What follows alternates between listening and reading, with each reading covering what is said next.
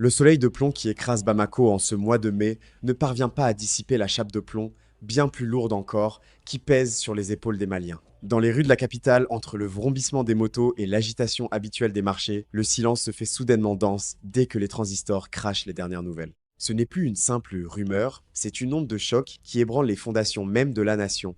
Ce que les forces armées maliennes, FAMA, viennent de mettre au jour dans les entrailles de la terre, à la périphérie stratégique de la ville, dépasse l'entendement et défie les scénarios les plus sombres de la fiction contemporaine. On parle d'une découverte qui semble tout droit sortie d'une production hollywoodienne. Un complexe souterrain d'une sophistication inouïe, caché sous la banalité d'une surface urbaine ordinaire, à quelques encablures de Katy, ce centre névralgique du pouvoir et de la défense. Tout commence par une atmosphère de deuil et de trahison. Il y a quelques jours seulement, le pays pleurait la disparition du général Sadio Camara, figure emblématique de la résistance et pilier de la stratégie de défense nationale. Les circonstances de sa chute ont laissé un goût amer, une attaque d'une violence inouïe, menée par des forces hostiles dont la supériorité numérique et la précision tactique ont fini par briser la résistance héroïque de l'officier et de ses hommes. Mais derrière l'héroïsme des derniers instants, une question lancinante hantait les états-majors. Comment des groupes terroristes, pourtant traqués sans relâche, ont-ils pu s'infiltrer au cœur du dispositif sécuritaire le plus sophistiqué de la sous-région? La réponse n'était pas à chercher sur les routes poussiéreuses ou dans les broussailles environnantes, mais bien sous les pieds des Maliens. Les services de renseignement, travaillant dans l'ombre avec une ténacité exemplaire et bénéficiant du soutien technique des partenaires russes, ont fini par identifier une anomalie thermique et structurelle majeure.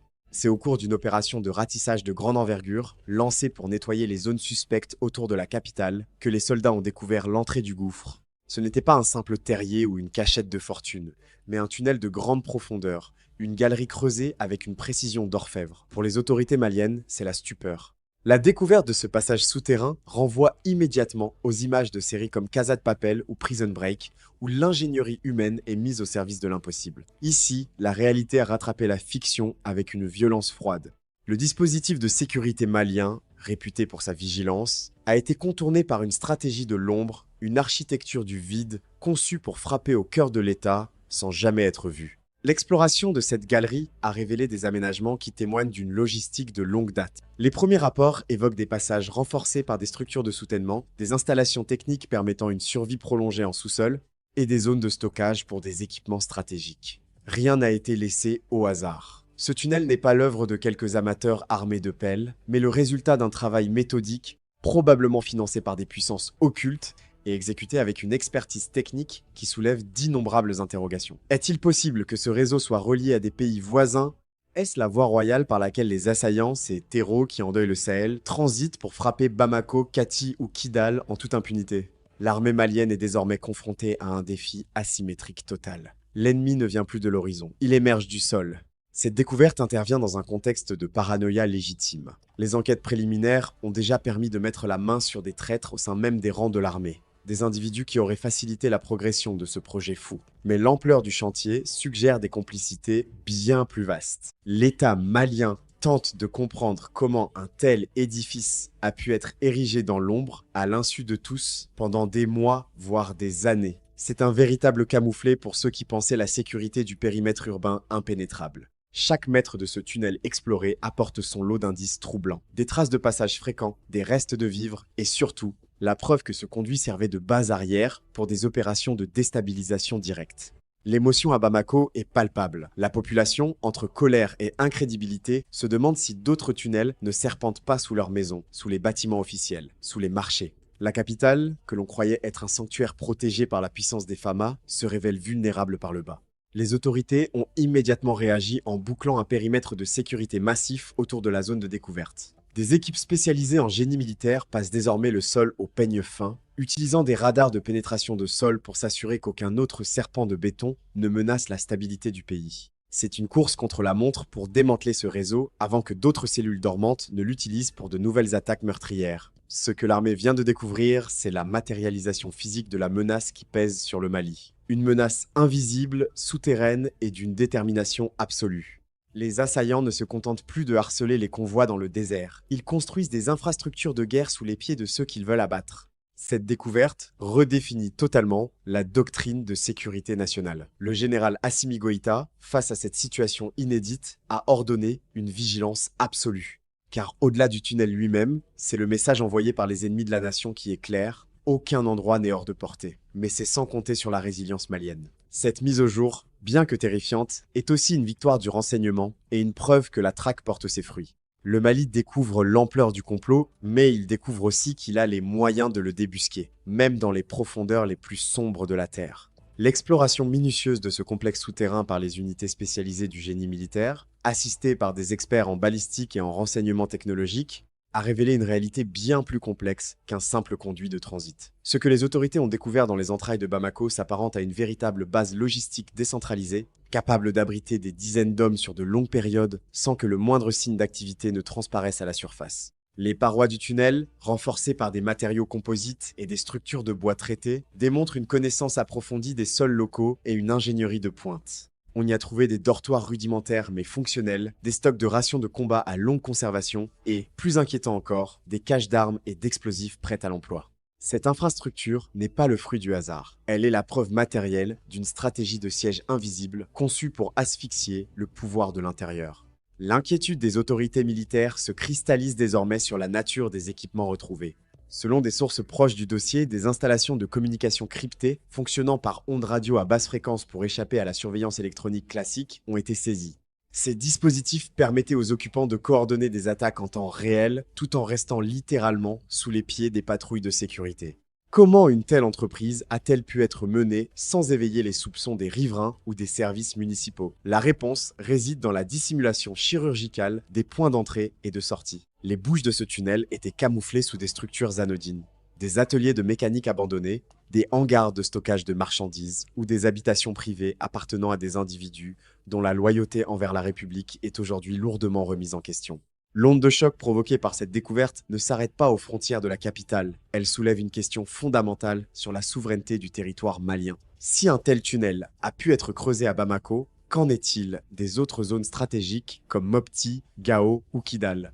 L'armée malienne, sous l'impulsion du leadership de la transition, a lancé une directive nationale visant à inspecter les infrastructures souterraines de toutes les grandes agglomérations. L'idée que l'ennemi puisse se déplacer comme une ombre sous la terre ferme transforme radicalement la perception de la sécurité. On ne parle plus seulement de sécuriser les routes ou les frontières aériennes, mais de sécuriser le sous-sol même de la patrie.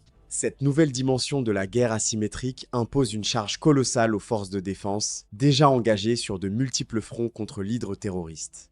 Au cœur des investigations, le rôle des traîtres identifiés au sein de l'appareil sécuritaire devient central. L'armée a procédé à plusieurs arrestations de haut rang, ciblant des individus qui auraient non seulement fermé les yeux sur les mouvements de terre suspects, mais qui auraient également fourni les plans cadastraux nécessaires à la réalisation de ce réseau. Ces révélations provoquent une colère sourde dans l'opinion publique. Pour de nombreux Maliens, cette découverte est la preuve que le combat pour la libération nationale ne se joue pas seulement contre des groupes armés dans le désert, mais aussi contre une cinquième colonne tapie dans l'ombre, prête à vendre la sécurité du pays pour des intérêts personnels ou des pressions extérieures. La découverte du tunnel de Bamako agit comme un puissant révélateur des failles du système, mais aussi comme un catalyseur pour une purge nécessaire au sein des institutions. Parallèlement, l'analyse des trajectoires de ce tunnel suggère des ramifications internationales. Les services de renseignement étudient la possibilité que ce réseau ait bénéficié d'un financement et d'une expertise étrangère. Il est difficile d'imaginer que des groupes terroristes isolés puissent posséder les moyens techniques pour concevoir une telle œuvre sans le soutien logistique de puissances intéressées par la déstabilisation du Mali. Cette hypothèse renforce le sentiment nationaliste et la méfiance envers certains partenaires traditionnels, tout en justifiant le rapprochement stratégique avec de nouveaux alliés capables de fournir une technologie de détection souterraine. Les experts russes présents sur le terrain jouent ici un rôle crucial, apportant leur expérience des conflits urbains complexes et leur équipement de pointe pour cartographier l'intégralité du réseau. La stupeur qui s'est emparée du pays laisse place à une détermination nouvelle. Le gouvernement a promis une transparence totale sur cette affaire, tout en maintenant le secret de défense sur les aspects opérationnels les plus sensibles. Dans les quartiers périphériques de Bamako, la vigilance populaire s'est accrue. Les citoyens signalent désormais le moindre bruit suspect, le moindre va-et-vient inhabituel de camions de chantier. Cette symbiose entre l'armée et le peuple est devenue le rempart ultime contre l'invisible. Le tunnel, bien qu'il représente une menace physique immédiate, a paradoxalement renforcé l'unité nationale autour de l'objectif de sécurisation absolue. On comprend désormais que la bataille pour le Mali se livre sur tous les plans, sur terre, dans les airs et maintenant dans les profondeurs. Alors que les équipes de déminage continuent de progresser dans les galeries, chaque pas révèle l'ampleur du complot. Des documents retrouvés sur place indiqueraient que l'attaque contre le général Sadio Camara n'était que le prélude d'une opération bien plus vaste visant à paralyser les centres de commandement de Katy et de la présidence. Ce tunnel était l'épée de Damoclès suspendue sous le siège du pouvoir. Son démantèlement est donc une victoire stratégique majeure, une de celles qui changent le cours d'une guerre de l'ombre. Cependant, le mystère reste entier sur la durée totale des travaux. Certains géologues consultés estiment qu'un tel chantier a dû prendre au moins 10 à 8 mois, ce qui signifie que pendant que le pays se battait pour sa transition, des ennemis creusaient patiemment le tombeau de ses ambitions. La découverte de Bamako redéfinit également les priorités économiques de la défense. L'achat de drones de surveillance est désormais couplé à l'acquisition de sonars industriels et de foreuses de haute précision. Le Mali doit se doter d'une garde souterraine. Les autorités ont également entamé des discussions pour renforcer la législation sur les travaux publics et les excavations privées afin de prévenir toute récidive. Le message est clair, l'espace souterrain malien appartient à l'État et à son peuple, et aucun centimètre cube de terre ne doit plus échapper au contrôle républicain. Cette prise de conscience brutale marque un tournant dans la gestion de la crise sécuritaire, rappelant à tous que l'ingéniosité de l'ennemi n'a d'égal que la nécessité pour le Mali de rester une longueur d'avance. Au-delà de la prouesse technique et de l'effroi sécuritaire, cette découverte souterraine soulève le voile sur les enjeux géopolitiques et économiques profonds qui font du Mali le centre d'une convoitise internationale sans précédent. Pour comprendre pourquoi des ennemis de la nation investissent autant d'efforts dans des infrastructures aussi complexes, il faut porter son regard sur les richesses colossales que renferme le sous-sol malien. Ce n'est pas un hasard si les tentatives de déstabilisation se multiplient et se sophistiquent au point d'emprunter les voies des profondeurs. Le Mali n'est pas persécuté par malchance, mais bien par sa fortune géologique. Ce pays, souvent décrit par les médias occidentaux sous le seul prisme de la crise, est en réalité l'un des territoires les plus riches de la planète. Ses réserves de pétrole brut, situées principalement dans le bassin de Taoudéni au nord vers Kidal, sont si vastes qu'elles pourraient, selon certaines projections géologiques, alimenter la planète entière en hydrocarbures pendant des décennies sans s'épuiser. Cette manne énergétique, qui comprend également des gisements de gaz naturel, d'uranium, d'or, de lithium et d'autres minerais critiques pour la transition technologique mondiale, est le véritable moteur de la guerre de l'ombre que nous observons aujourd'hui. Le pétrole malien est une malédiction tant qu'il reste l'objet des convoitises des grandes puissances qui, au lieu de favoriser un partenariat gagnant-gagnant, préfèrent entretenir un climat d'insécurité permanente pour mieux contrôler les ressources. Les tunnels découverts sous Bamako ne sont que les métastases d'un cancer dont les racines sont l'avidité étrangère. En finançant des groupes terroristes, en leur fournissant l'expertise pour creuser des galeries ou pour mener des opérations de haute précision, certains acteurs internationaux espèrent affaiblir l'État malien jusqu'à ce qu'il cède la gestion de ses richesses. C'est ici que le combat du général Assimi Goïta prend tout son sens historique. Il s'agit d'une lutte pour que l'or, le coton et le pétrole malien profitent enfin, après des décennies de spoliation, au peuple malien lui-même. La comparaison avec d'autres pays de la sous-région est frappante. Pourquoi ne voyons-nous pas des infrastructures terroristes aussi élaborées en Côte d'Ivoire, en Mauritanie ou en Guinée ?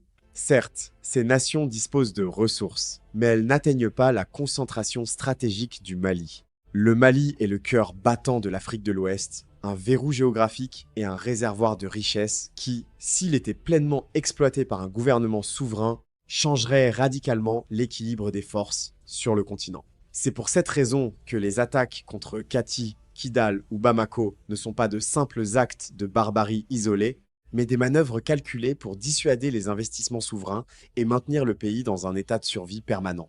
L'ennemi sait que le jour où le Mali pourra raffiner son propre pétrole et produire ses propres munitions, la domination extérieure prendra fin. La découverte du tunnel a donc servi de déclic. L'armée malienne a compris que la défense du territoire passait impérativement par la maîtrise totale de la chaîne de production des moyens de défense. On ne peut plus se contenter d'acheter des armes à ceux qui, parfois, financent ceux qui creusent sous nos pieds. L'autonomie stratégique, incluant la production locale d'explosifs, de munitions et d'outils de surveillance, est devenue la priorité absolue. Tant que le Mali ne sera pas capable de dissuader ses ennemis par une puissance de feu et une technologie souveraine, il sera la cible de ses tentatives d'infiltration. Le tunnel de Bamako est une leçon d'humilité, mais c'est surtout un appel à l'industrialisation militaire. Le gouvernement de transition l'a bien saisi en renforçant les partenariats qui respectent la dignité du pays et en investissant massivement dans la formation d'une élite d'ingénieurs militaires capables de contrer toute menace, qu'elle vienne du ciel ou des entrailles de la terre, L'émotion suscitée par la mort du général Sadio Camara et la découverte de ce complexe souterrain a également provoqué un sursaut de conscience sociale. Les Maliens réalisent que leur pays est l'objet d'un complot digne des plus grands thrillers politiques. La propagande qui tentait de faire passer les rebelles pour de simples insurgés locaux s'effondre devant la sophistication des installations découvertes. On ne creuse pas de tels tunnels avec de simples kalachnikovs. Cela nécessite des capitaux, des ingénieurs, du matériel lourd et une logistique internationale. Le peuple malien, désormais plus vigilant que jamais, fait corps avec ses soldats. Chaque habitant de Bamako, de Ségou ou de Mopti est devenu un agent de renseignement potentiel. La découverte fortuite de ce tunnel grâce à la vigilance des Famas et de leurs alliés russes montre que la stratégie de l'œil partout commence à payer. Cependant, le défi reste immense. L'armée doit maintenant s'assurer que ce tunnel n'est pas qu'un élément d'un réseau beaucoup plus vaste. Des opérations de nettoyage sont en cours, utilisant des techniques de saturation pour neutraliser toute poche de résistance souterraine. L'État a également annoncé une révision des codes de l'urbanisme. Désormais, toute construction d'envergure devra être soumise à une inspection géotechnique rigoureuse pour s'assurer qu'aucune cavité suspecte n'est dissimulée. C'est un changement de paradigme total. La ville de Bamako doit être repensée comme une forteresse tridimensionnelle. Les autorités appellent également à la sérénité. Si la découverte est inquiétante, elle est surtout le signe que les services de sécurité sont désormais capables de débusquer l'ennemi là où il se croyait intouchable.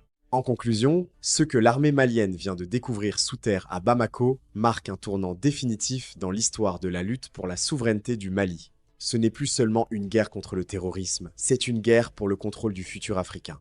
Les ennemis de la nation, tapis dans l'ombre et dans le sol, tentent désespérément d'enrayer la marche du pays vers sa pleine indépendance économique. Mais en mettant au jour ces galeries de la trahison, les Famas ont non seulement sauvé la capitale d'une catastrophe imminente, mais elles ont aussi raffermi la volonté d'un peuple entier. Le Mali ne sera plus le terrain de jeu des puissances occultes. Les richesses de son sous-sol ne seront plus le moteur de sa destruction, mais le socle de sa renaissance. La lumière a été faite sur les ténèbres souterraines, et cette lumière ne s'éteindra plus. La tension qui règne à Bamako n'est pas celle de la peur, mais celle de la vigilance d'un lion qui vient de découvrir le piège et qui s'apprête à bondir. Le Mali reste debout, fier, et désormais maître de son sol comme de son sous-sol.